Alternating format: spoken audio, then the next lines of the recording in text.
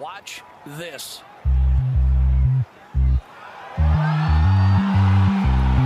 No way!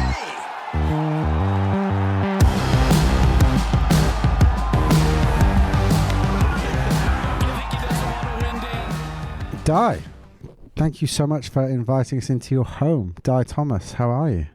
Doing fine, thank you. All the better for having played 18 holes with you gentlemen a little while ago. We've known each other now for, I was thinking about on the drive down, over 2 years. I think that's about right. Although Yes. you probably abused us online prior to that, I would have thought, on maybe Golf Club Atlas or something like that. Without doubt, because that's one of the great pastimes of life is to take the mickey. You like to prod people online, don't you? Occasionally Just it has prod. been done. Occasionally. Not me, of course. I No, wouldn't- of couldn't course dream not, of it. No. No, it's, so you're a regular contributor on Golf Club Atlas, a huge anorak when it comes to golf course architecture. You're hugely into it and the history of the game, but also everything else. Golf clubs, you came to our retro day at Minchinhampton. Comes the original mixer. First ever mixer. And if dies to believe, a long-time listener to our podcast. I have done. I can't remember when I haven't listened to one of your podcasts. And there wasn't a time before. We're running out of listeners to get onto the pod. The way that it's developed and the other pieces that you do on film, I think are brilliant. And one of the great things about podcasts and pieces on film, and not just your ones, but everybody's ones, is you get to hear people speak who know about golf, whatever aspect of it may be, in their own voice. So, taking us back to 100 years, wouldn't it have been wonderful to have heard Harry Colt speak about his designs, or about Alistair Mackenzie speak about his, Herbert Fowler, Tom Simpson? Do you not think it might have burst the bubble, though? Because actually they might not be as wonderful as we think they are. Yes, but there would be more in posterity that's there in history that you could cross-reference. So perhaps when the latest and greatest decide, that bunker shouldn't be on the left-hand side of the green, you could go back and find out from the originator why he actually put it on the right-hand side. And I think there's a little bit of, there's always a bit of interpretation involved. And I think that's one way where we could have kind of improved is looking back and finding out why things were done. There's this marvellous work been done in relation to the Lido, but to have heard MacDonald or someone talk about it. Which was a feat of engineering. Yeah, or to hear Mackenzie talk about, wasn't it, when they built that? Or to hear Mackenzie talk about his trip to Australia and New Zealand, or his trip to Argentina and Uruguay.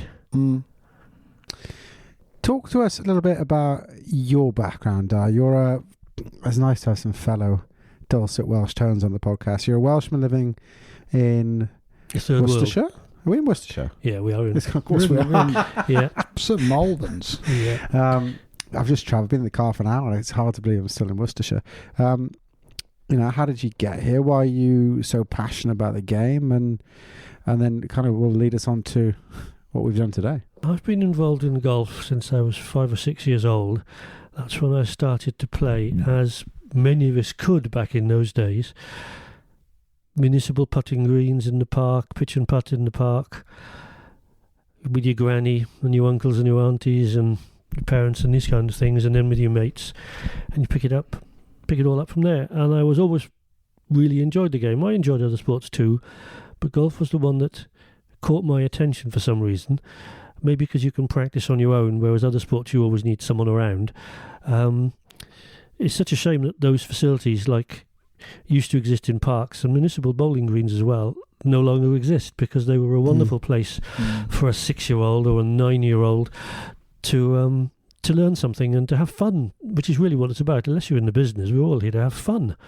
It's a pastime. If you're not enjoying it, go find something else to do. So it's a shame that those kind of facilities have gone away. And I look occasionally at something I might see on a Instagram or on a video or something, and you see the Himalayas putting green at St Andrews, the ladies' putting course. And there's all sorts of generations all putting there with over these crazy mounds, and they're laughing and joking. And I think, wow, isn't that nice? And it's so easy to replicate in so so easy many to places. And it's dirt cheap. It's like the short course at North Foreland. So It's easy like the to short course create of the that. Worcestershire, I'd say. Well, we will come on to Worcestershire, won't we? But that was the early part of golf from you, and then moved across to Worcestershire. No, I've been here 30 years. Before that, I've been in various different parts of the world, as my family had moved around quite a bit, and then I moved around quite a bit as well. So I've been in Scotland, I've been in the Far East, I've been in the Middle East, I've been all sorts of different places, but I've always had clubs with me somewhere. That's always been quite a high priority, is getting out there and playing golf, getting fresh air, having fun. And it's a great game for travelling, isn't it, as well? I think soaking up the golfing culture in the Middle East or the Far East or whatever, it's a completely different experience. And I think, we get a pretty concentrated dose of British golf here, but when you go and see what it's like in China or whatever, or, the Middle East, it's fascinating. And the difference between a huge country club with multiple courses and swimming pools and bowling rinks and all that kind of stuff, and your sort of rural and rustic that you'll get around within an hour of here is absolutely tremendous.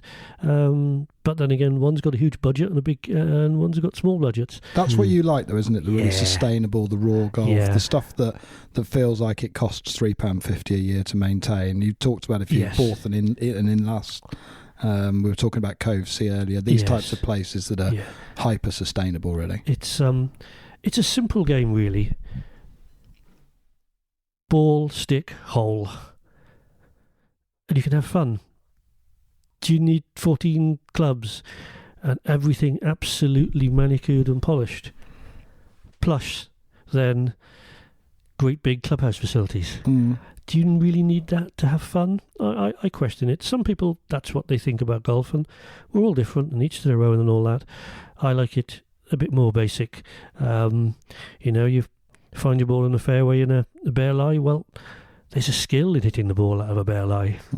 It isn't just hitting the ball off a nice piece of turf. Create shots, do things. There's a lot of variety to golf. And I think it's become quite homogenized. Is that the right word? Yeah, it's a good word as well. Over the last decades, TV, I don't think has helped. And colour TV probably even more so. And so much of what you see on TV is big budget, everything immaculate. And reality, most golf courses aren't like that. It's not the game we're playing, and it's certainly not the accessible form of the game that you talk about there as pitch and putt and municipal golf and things like that, or even just kind of making it up in a field, which is fascinating. And you've been a big part of Worcestershire Golf Club for some time, so I feel like this podcast is sort of a course diaries about Worcestershire Golf Club, the oldest golf club in Worcester, the county of Worcestershire. I'm making more of a mess of it than the guy with the. Have you seen that video? Worcestershire. Did you see the thing? Well, of course, Worcestershire. The guy with the Worcester sauce, and he can't pronounce it. It's brilliant. Well, of course, Worcestershire is Worcestershire in the Archers. Yeah. Honestly, it's unbelievable. You hear this guy trying to say Worcestershire sauce and stuff like. It makes a mess of it. There's like a thing going on TikTok, which is like the 3 hardest things to say. I'm sorry, I need help, and Worcestershire sauce. Anyway, we digress. Anyway, It is the oldest club in Worcestershire. We've obviously talked about this. It's so close. It's taken me like 30-40 minutes to get down here this evening. You've shared some tidbits about Colt and stuff, so I want to make sure we go through some of this, because there is some fascinating stuff around this golf club that I think 99% of people don't know about. You could well be right. It's been here since 1879, which is the 15th equal oldest golf club in England. Obviously, just after that, the game exploded and there were a lot more clubs took place. But when the club in Malvern, Worcestershire, was founded, if you wanted a proper game at a proper club, you either had to go to Royal Liverpool at Hoylake or Royal North Devon at Westwood Ho. It's quite a journey. One of the very first books published about golf courses in Britain was done by Horace Hutchinson in early 1890s, and the course at the Worcestershire is one of 40 or so courses mentioned in it. It then seems to have dropped off the scale a little bit because he redid the book about 5 or 6 years later, and there were about 100 courses in it, but the Worcestershire and Malvern isn't in it. Really? So what happened then and what's happened in those early days is a bit obscure. It started really with the Masters at Malvern College, knocking balls around on the common, and it kind of developed from there. And started off as 9 holes on the, laid out on the common by a chap called Matthew Allen, one of 5 Allen brothers from Westward Ho, who were originally from Prestwick. The second pro, after the following year, was Ben Sayers North Berwick fame. of North Berwick fame, and his name's stamped on all sorts of clubs that people have been buying for years too. And he laid out various courses in all sorts of places, parts of the UK, and his son went to be a pro in the States. Merion, it might even have been. He only lasted a couple of months because his other half, whether they were married or not, I'm not sure what the situation was, never wanted to leave North Berwick, so he went back to North Berwick after a couple of months. And one of the Musselburgh gang, Peter Paxton, took over and was here for several years. Golf pros back then were a bit more itinerant.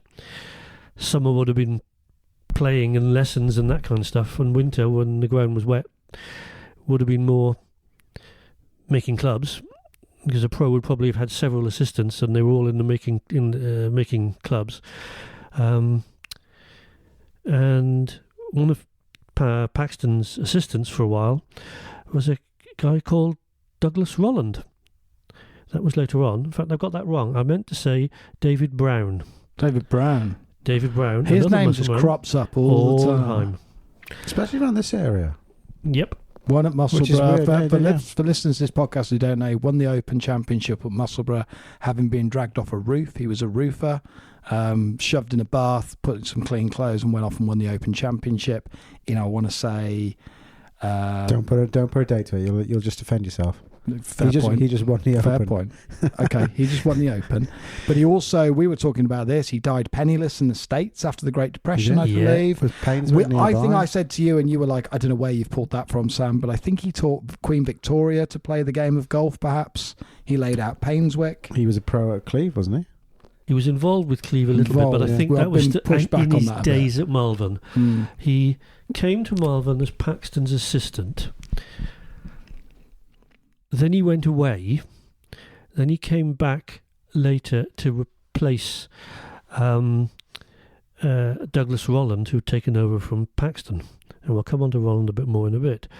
But Brown did indeed win the Open. He also finished runner-up in the US Open when he went to the States, which was in the about 1900. Really? Apparently he made a lot of money when he was in the States, but he lost it all on the stock exchange. Ended up coming back to the UK and died in what was kind of called the poorhouse or the workhouse in Inverleithen, which is basically Musselburgh. In the 1920s. Do you know the most impressive thing about this is, like, there is no book around here. This is all straight off the noggin, which is quite impressive, and I'm sure the pod's going to carry on in this fashion. So there's already some interesting characters around the Worcestershire. Now, where it gets hyper exciting, and it'll be a good segue into Rolland, but the thing that piqued my interest the most was a little article you wrote for Golf Quarterly, was it? Adam Lawrence asked me to write it, and it was for his Golf Course Architecture magazine. Okay. And he's a bit of a Colt aficionado. That's right. This is that Colt grew up and spent most of his formative years yards from Malvern Common, where that golf course was. Yeah, that's quite correct. Harry Colt, one of the most important golf course architects of all time, was born in London, and his father was a barrister. But his father died when he was 2. And I won't go into it in too much detail because Adam has a biography of Colt coming out, so I don't want to steal his thunder. And Adam's been very helpful, and I've helped him with bits and pieces too. But when Colt's father died, his mother brought Harry Colt, his elder brother, and there might have been a sister, I'm not sure about that, to live with her uncle and aunt, who lived right by the station in Great Malvern, in a great big house called Row Allen with a red front door. And her uncle, his great uncle, had made his fortune in India, apparently, and had retired to Great Malvern. That house, where Harry would have been from the age 2 until he probably went off to Monkland Prep School later on in life, but he would have come back there all the time in the holidays, is only, maybe half a mile from Malvern Common. And Malvern Common was where people at that stage were knocking golf balls around, and where in 1879 the golf club was founded. So you can imagine Harry Colt and one or two of his little mates wandering around the common, seeing people hitting balls with sticks into holes and thinking, "Whoa, that looks interesting," and sort of breaking a branch down and digging a heel print in the ground and maybe knocking an acorn or something like that. And kind of picking it all up from there. And at that time, they were making various modifications to the course. It started off as 9. Then there was a ladies' 9 added. Then the men stole the ladies' 9 to make 18 and put the ladies into another part of the ladies common. Playing over the ladies didn't like train that. So after a few station. years, ladies didn't like that. So after a few years, they moved to a place higher up on the hill in Malvern Common. All that time they had their own clubhouse as well. There were 2 clubhouses. Very grand one that the Worcestershire built, with a gorgeous view out across the common and across to the Severn Valley to Breeden Hill and the Cotswolds. You can probably just about see Cleeve Hill Golf Course from there. We'll put pictures of these up on the website page on our that'd be website if lovely. people want to see it, because they're right next to each other, aren't they? The men's clubhouse Yep. and the ladies' clubhouse. That's right. The original Beautiful buildings. The original clubhouse, ladies' clubhouse, burnt down in the 30s, and they built another one next to the men's ones, the men's clubhouse. But yes, so Colt's formative years would have been spelt in and around Malvern, and then prep school as well, but coming back. And we believe his mother lived here a long time. She might even be buried in Upton. And I'm not sure of that, but I've just kind of... What do you mean? You haven't gone and checked every graveyard? No, not yet. How do you do no. that? Because there's no records of this stuff. So you would have to literally be walking around a gravesite, wouldn't you?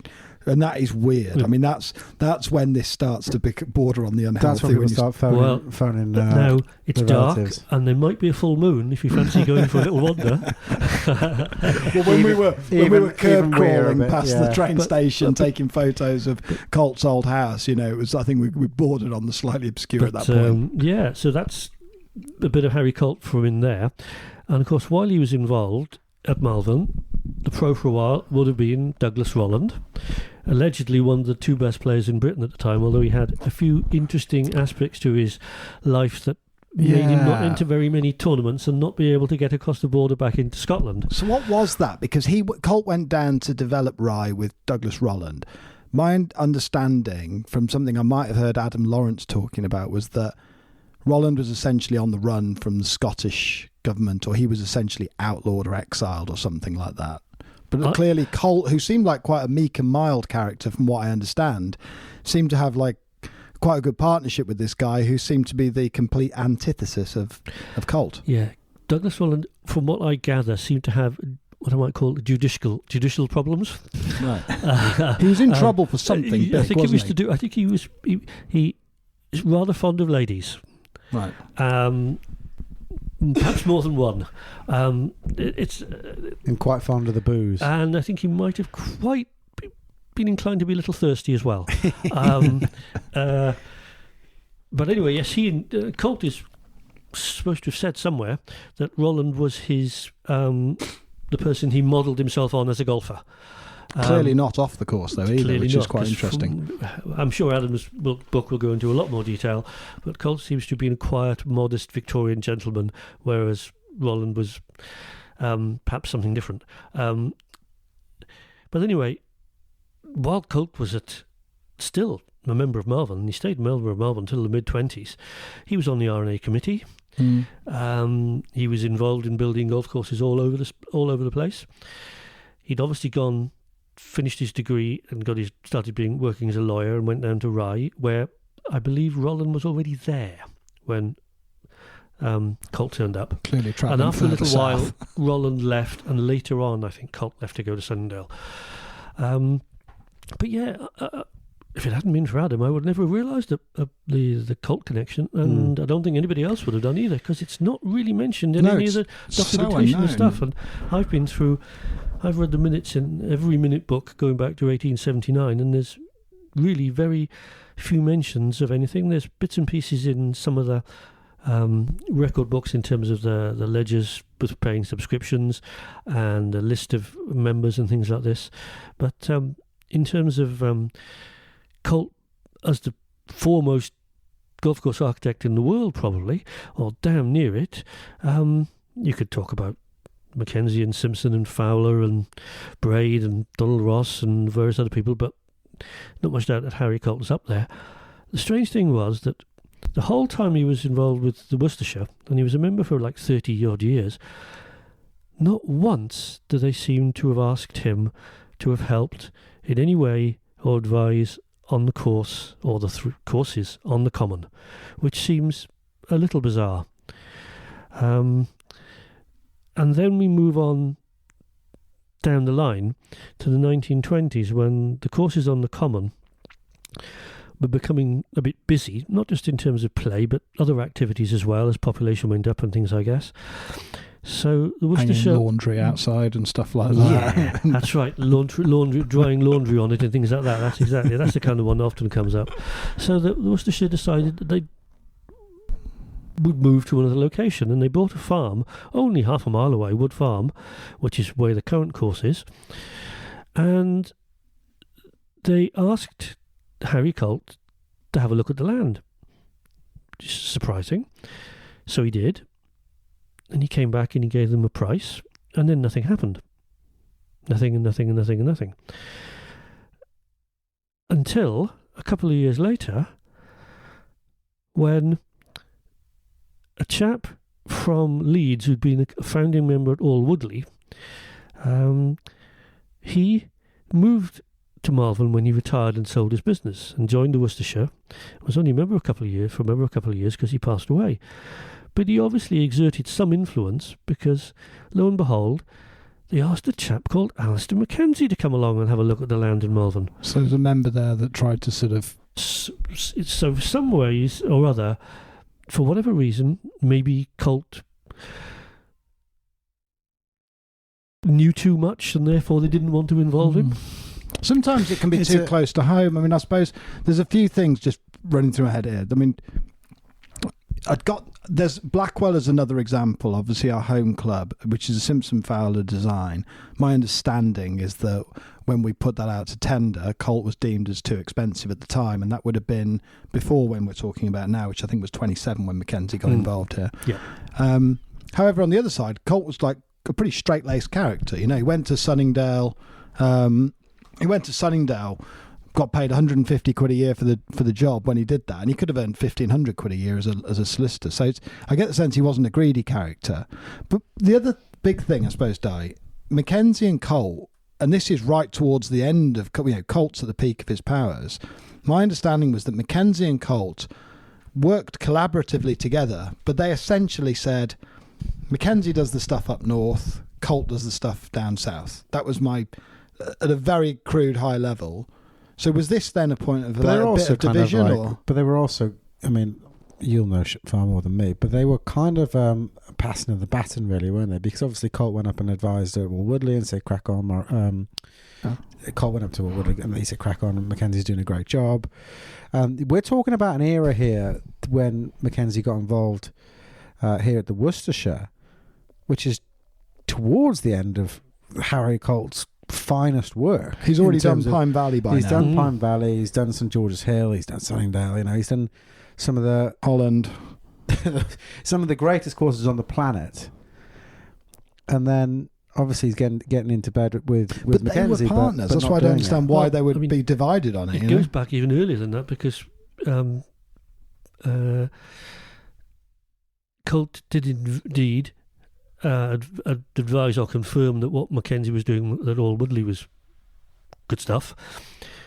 But Colt also proposed Mackenzie to be a member of the RNA, and they were in a kind of a partnership together for a while, as you've just mentioned.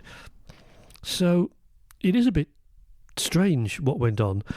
And and how Mackenzie managed to get himself involved in Malvern.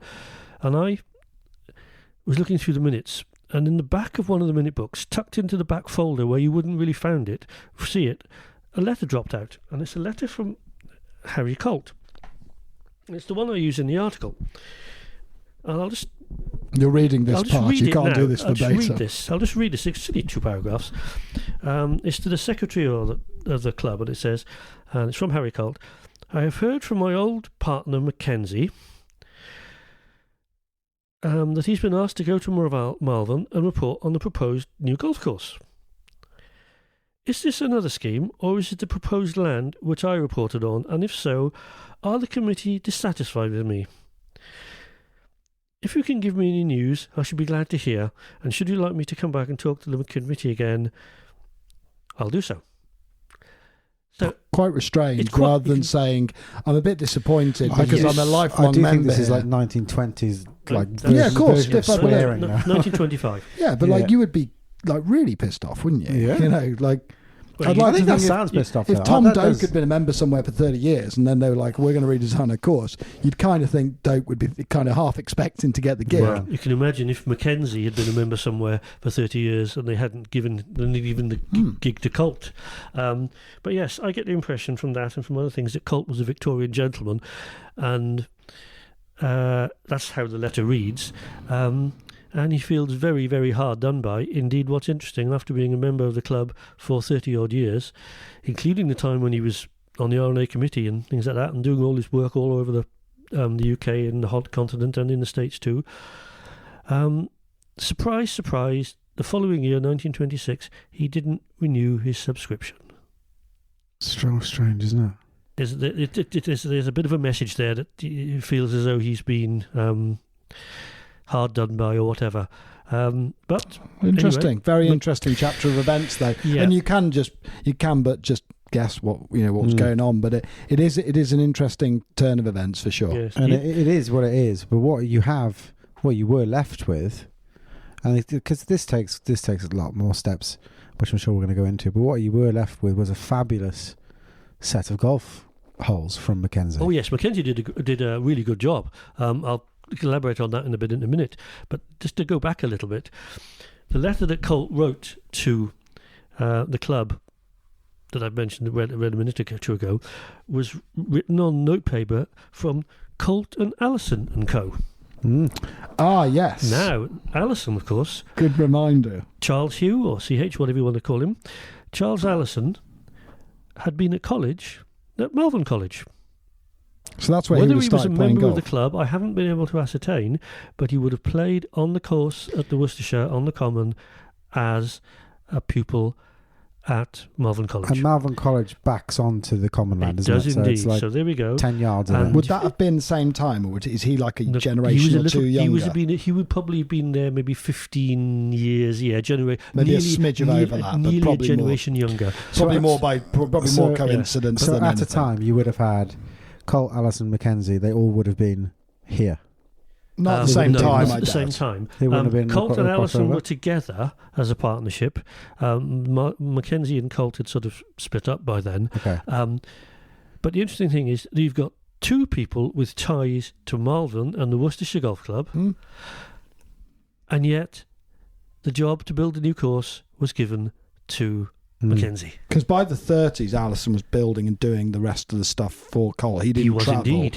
and he was going off and doing the travelling to Japan, right. whether it's Hirano But or he was The whatever. Hague, wasn't he? Based as in well? the States, Yeah, he'd been Hague. based in Detroit or somewhere, wasn't Yeah. he, for a while? He did a few trips to Pine Valley as well, Yeah. Allison, didn't he? I've and often stuff. been surprised that it wasn't him, given where he was. He actually ended up in Australia rather than Mackenzie. But that's another side, Just because of course, Royal Melbourne first approached Harry Colt to go on that trip to Australia. But Colt would have been with Mackenzie at that time, and therefore, or that was a bit late. Colt, I don't think so. Someone might know better.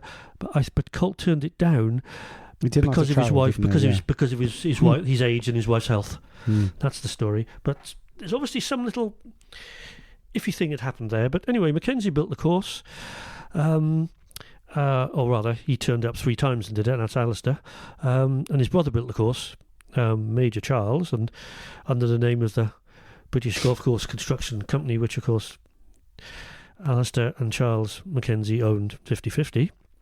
A couple of years later, they also built Worcester Golf and Country Club, the course there at Boughton Park. Which we've done a Course Diaries episode on. You have indeed. Which we are firing completely from the hip on and is probably completely factually inaccurate. Yeah.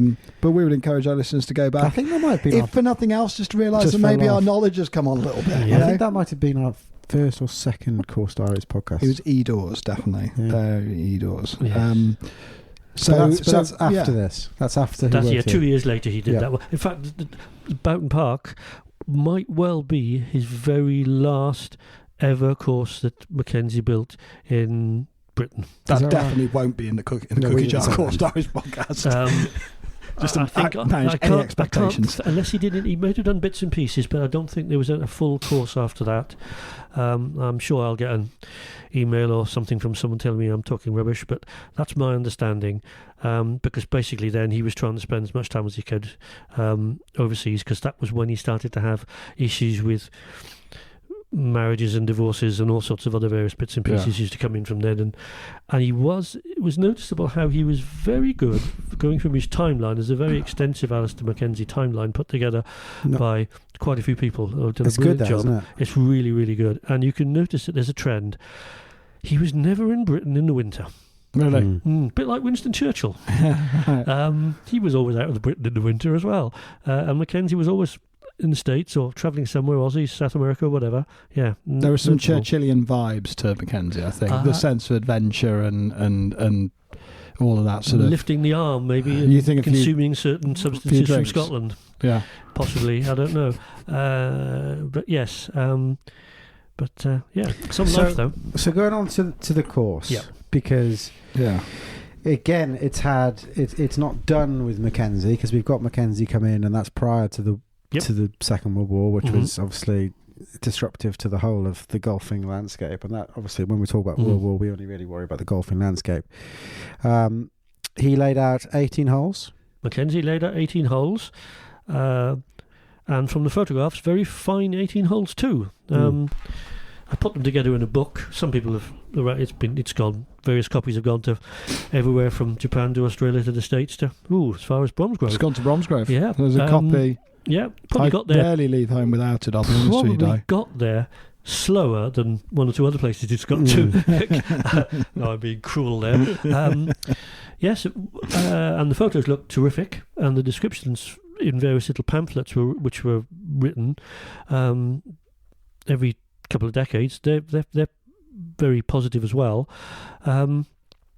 For the last 105 years, really, the key thing is that half of the golf course was requisitioned during World War II. Yeah, And that meant then that there was some undoing back to 18, which That's is right. why you've now got, I think, 6 original Mackenzie green sites 7.5, and I'm some gonna say. holes Yeah, that play sort of same lines. Yeah, And then you've got a load of stuff with Hawtrey as well. yeah, it's about 7.5 original Mackenzie holes these days, and the balance being fitted in holes on other plots of land by the middle Hawtrey in the 1970s. But to go back to the original course that he built before the war, there's a wonderful quote in the minute book from back then, which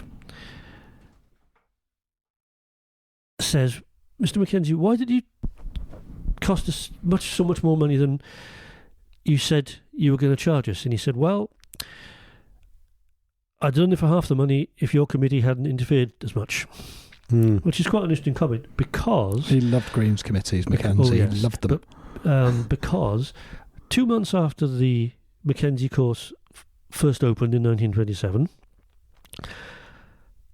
one of the greenkeepers was instructed to flatten some of the mounds by the committee.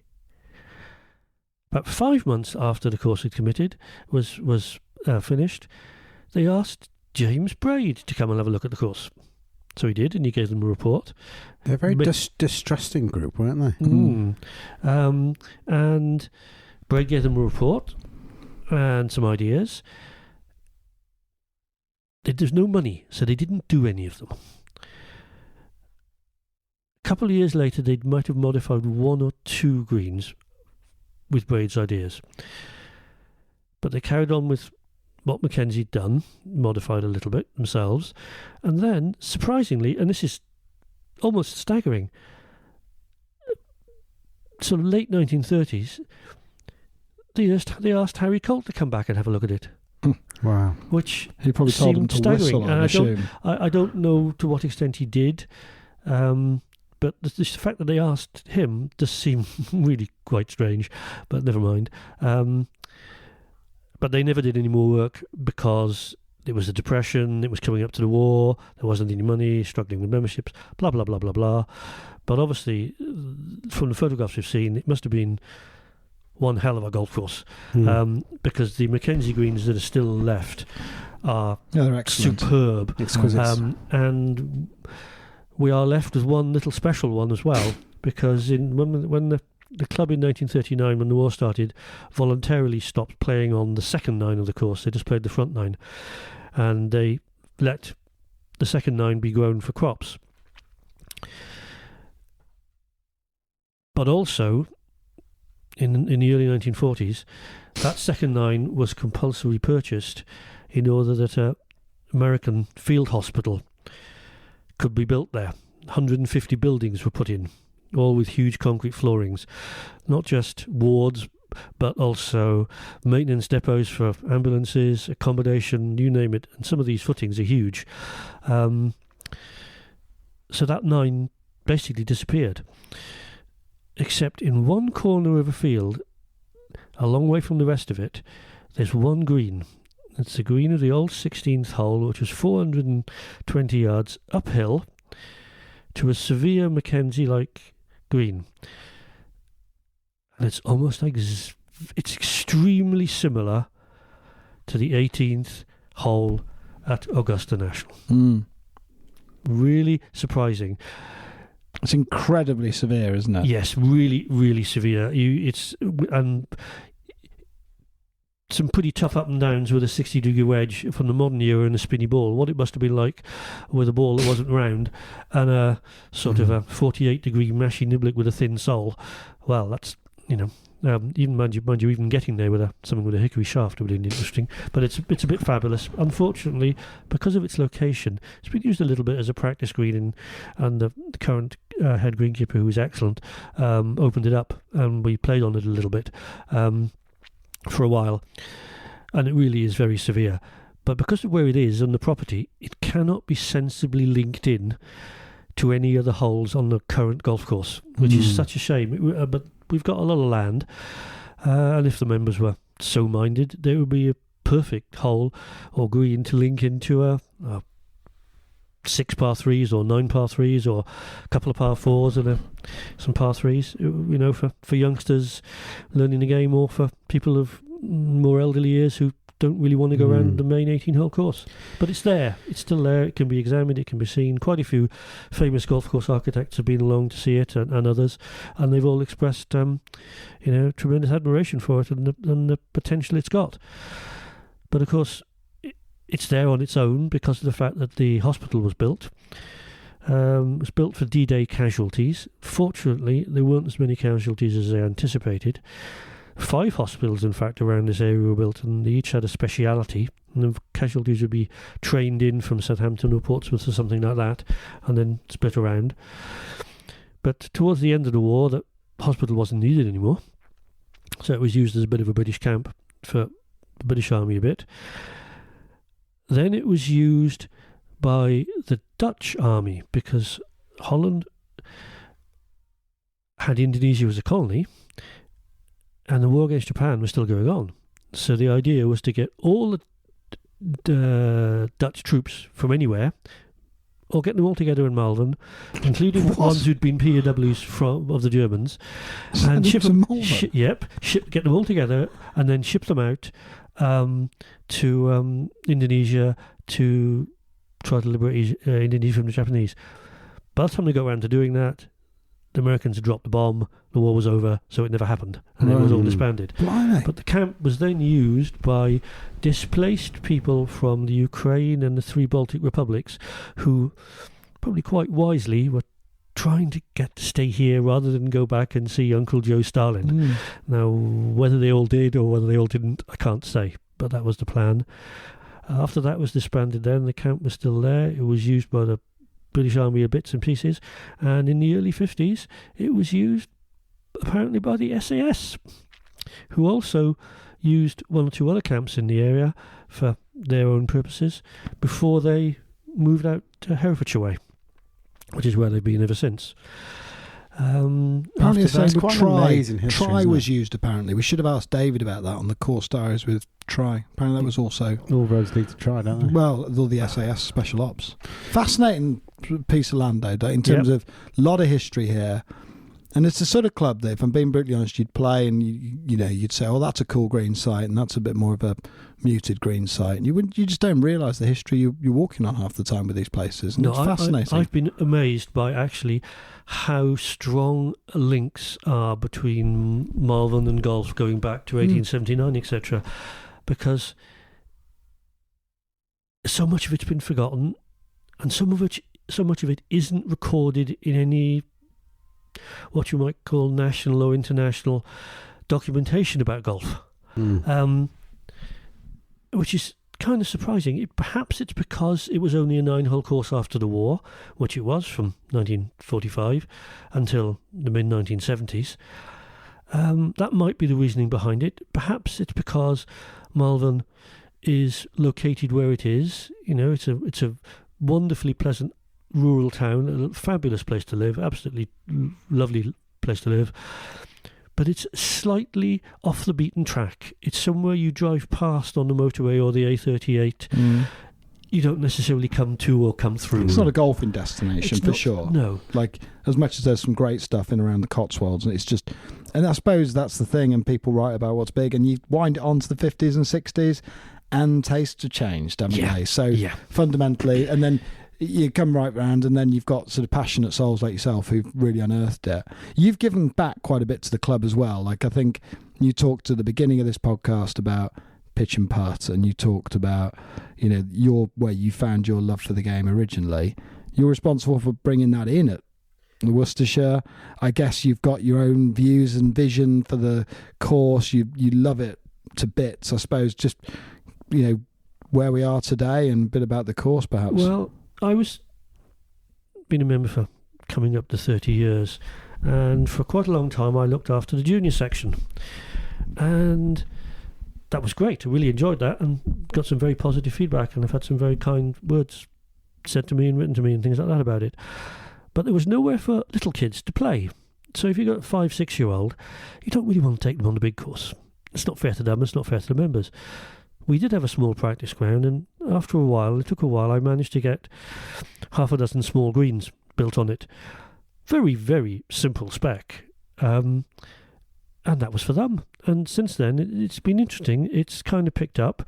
The head greenkeeper, when our new head greenkeeper or course manager came 8 or 9 years ago, he jumped on board straight away and thought what a great idea it was, started to maintain it better, and it's now surprisingly good, and it's being used by not just little children either, but by people who are playing a bit of pitch and putt or on a wet day, or some of the elderly people, and I think that's fantastic. And if a facility like that was available, bigger version of it, it would be absolutely fantastic. But it's a members club, and if the members decide they've got some money and they'd rather spend it on the clubhouse or renewing a tee, then that's absolutely fine. Democracy, let democracy rule the roost, and do what the members want, because 700 members, 700 shareholders, and that's absolutely fine. But it would be nice, because there's a lot of potential. I'm not going to die. Dictatorship all the way. Just put your foot down. Make sure you get it done. I'm not going to U-turn on it, so we need a benevolent dictator at golf clubs. I'd say you've got this bit of history. You've got the 7.5 sort of Mackenzie holes, and you've got the Hawtree stuff you've got there. I think it's fair to say it looks a little bit different now than maybe it did 50 years ago. Very much so. That's a very perceptive comment. We've got overhead photographs of the course, or what we were playing on in just after the Second World War, and if you look at it, you'll see there's a lot more bunkers, there's back then, and you will see the most noticeable thing is the trees. Back then, and I measured it out doing various little lines and squares you can use with computers these days, about 5% of the golf course back in 1946 was covered in trees. Wow. It's now 35% Of the whole land. of the It's incredible how fast it the is, area that. we play on. Now, a huge amount of that was planting of silver birch in the late 70s, early 80s, and that was a decision that was taken, so we accepted. But the rest of it is self-seeded areas which have, is it like topsy? Just got bigger and bigger and bigger and bigger and bigger. And if you don't chop a tree down or stop the little sapling growing, it's just going to get out of hand. And after they've got to a certain diameter, the green staff can't cut them down. You have to go to a tree surgeon, and that costs you loads of money. Plus, when trees get older and bigger, they kind of fall down. I had one huge branch that came down extremely close to me last year. It wasn't very pleasant. Fortunately, I was playing with a chap who's a doctor. It's a great segue. On call on the course. People should check out that blog article. And but yeah, and so many of the trees, especially the silver birch, were all planted at the same time. So they'll all die about the same time. In fact, bits of them are coming off now. And people might think, well, let's go put some more there where they were. Well, you can't, because if there's a tree been there, it's got a massive root ball, huge root ball, which has got to come out as well, otherwise the new one won't flourish. Plus, so many of the old trees, the roots are going so far across the fairways that they're taking nutrients and this kind of things from the grass, and problems with shade and air circulation, but also a tremendous number of the drains are blocked. There are some poplar trees which are planted in about three spots, and some of these poplar trees are probably now close to 100 feet tall.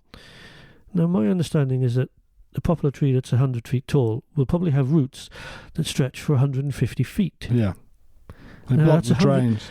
And poplar trees, like a few other varieties, absolutely love water, so the roots will be racing up every drain they can possibly find. And of course, then in the winter, you get wet fairways, and in the summer, you get any water that you'd like to go to the grass, well, the trees will take it.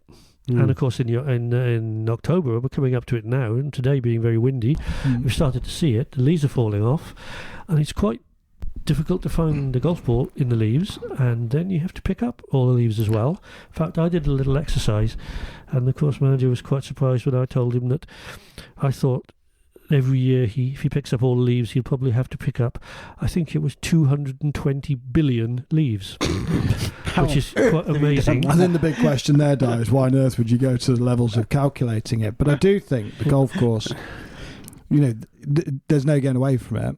I think entropy and encroachment of trees into the playing corridors, for sure, like there's that's low hanging fruit there, isn't it? If you could clear that back, and you look at the Mackenzie green side, because where you've got some of the hoard tree stuff, where it's a little bit sort of lower profile, more muted. You look at the Mackenzie stuff, and it's like, yeah, you could have all short grass, and actually the game of angles and approach completely stacks up, and you could fully do away with trees. Very much so. But some of those holes would be radically improved for the removal of trees. And it's always such a tricky thing, isn't it? Like you say, you touched on golf clubs are democratic, and people get attached to trees. People like them. They're pretty, and I think they grow at the perfect rate with which you can't see them grow, but generationally you can't bring yourself to cut them down. Yeah, I know exactly where you're coming from.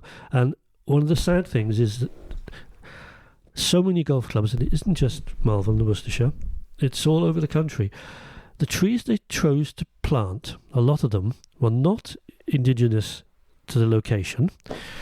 And one particular species proliferates, and that's silver birch, I guess because they were cheap and grow quick. But a silver birch leaf, when it falls off, is almost exactly the same size and colour as a golf ball. So there you are, trudging along trying to find your golf ball. They're not a good tree for a golf course While either. the people behind are waiting 3 minutes for you to lose it, and the ones behind them are waiting another 3 minutes, and another 3 minutes, and another 3 minutes. But, I suppose that all this stuff with courses, like we've talked about, generations of changes at the Worcestershire, and no doubt more to come. But I suppose as a parting gift on this podcast, Di, we've asked some fairly astute historians where they would go back to if we gave them a time travel machine, and as specific as possible. If I could give you safe passage back in time to one moment, I've got an idea, but you might surprise me. Where would you go to, and what would you see? What would be the at Malvern? Well, wherever. Anywhere, I mean, anywhere it in the might be at world. the Malvern, but where would you go if you got one moment in time you could go back to, as specific as you like? Ooh. I might go back 140 or so years to see the likes of Alan Robertson and the Morrises and the Parks playing with one long-nosed, very flexible, shafted club with a feathery and then with a gutty on terrain that was erratic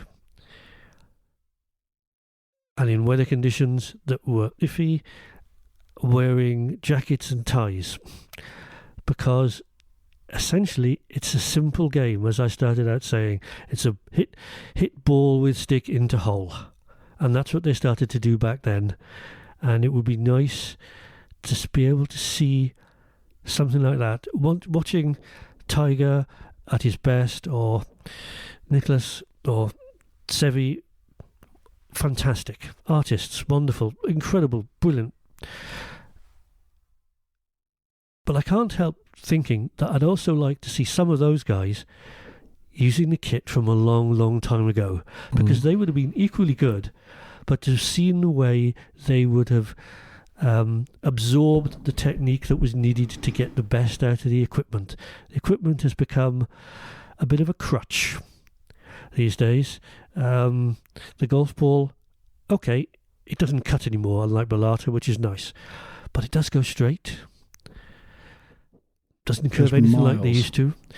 The modern 460cc driver, the ball goes straight. There was some film footage the other day of John Rahm hitting a persimmon driver. He must have hit it 100 yards offline. Mind you, he probably hit it 150 yards shorter than he hit his normal weapon. These guys are class. They've got amazing skill, and to see them do it, or to see a footballer, to see Pele playing with a grapefruit. Yeah, no, you're right. He's a special. It's where the skill shines through. Yeah. And you're coming to our Retro Day next month, I aren't am you? indeed. October, Retro depending on when Days. this goes out. West Byfleet. What's in the rig at the moment? I might play with my hickories, but I used those at your last Retro Day at Minchinghampton Old, and that was great fun, great day, and playing with the hickories there was great as well. But this time it's going to be later on in the year, so the ground's going to be heavier, so I don't really want to use hickories. I'll probably use a set of Mizunos I've got from the very late 1980s, and I still have some McGregor persimmon woods, and I still have some early generation Cleveland wedges, so Nice. I think they will be in the bag. Nice, It's a shame like it. we can't play with Bellata. Mind you, it would probably be smiling back at me after a one shot, and I'll be taking my ping one iron If I as were well. you, I'd be taking that ping one iron. You hit that thing I sensationally love that today. ping one iron, What I yeah. really enjoyed when Di hit the ping one iron was the little soundtrack that he gave afterwards. But on that note, thank you so much for having us this afternoon at Worcestershire. I'm embarrassed to say I've not played there, and having lived on its doorstep for 37 years, and it's a great bit of history, and it was all the better for playing with you and getting I've never had a little private car tour around Malvern's before. That was brilliant. Stayed at somebody's front door for 10 minutes weeping. Yeah, you were. Yeah, You I was wept weeping when I outside saw Colt. Colt's It's door. mental to think people live in that house, which is now converted to flats. And yet, if you go to Ely, there's the blue plaque outside James Braid's. It's like there's no plaque outside that. There should be. I mean, it should be like above a Grade 1 listed. It should be cocooned. It should be like you're not even allowed in it. This is just with a goat. yeah. No, I've had a lovely time playing with you, and I've played with you before and know you well, and always have a nice time spending time with you, and it's been delightful to be able to record some of these things, and hopefully one or two people out there might learn a little bit, and at least it's recorded for posterity. So there we go. Thank you very much. Di, thanks for joining the pod. Adios. Watch this.